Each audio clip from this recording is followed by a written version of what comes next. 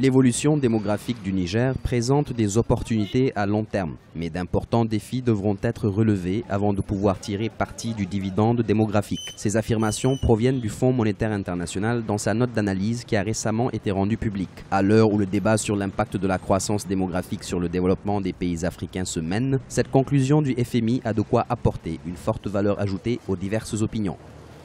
L'accélération et la gestion de la transition démographique au Niger par la promotion d'un environnement propice à une croissance forte et durable sont essentielles pour tirer parti du dividende démographique.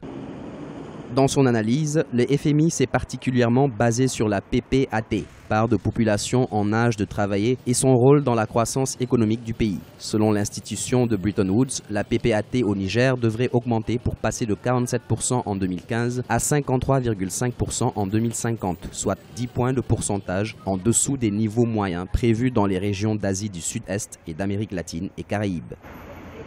La transition démographique suppose qu'on puisse mettre en œuvre les politiques de planification dans le pays.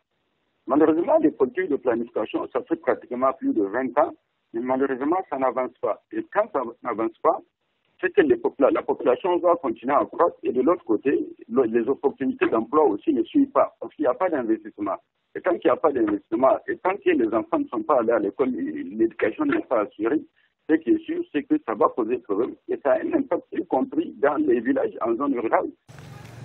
La population nigérienne devrait doubler d'ici 2034 et dépasser celle de la Côte d'Ivoire dès 2024, représentant 19,3% de la population totale de l'UEMOA. Et d'ici 2050, elle représentera un quart de la population de l'UEMOA et 3,4% de celle de l'Afrique subsaharienne, exerçant ainsi une pression considérable sur les autorités pour répondre aux besoins croissants en termes d'infrastructures de base et de services sociaux.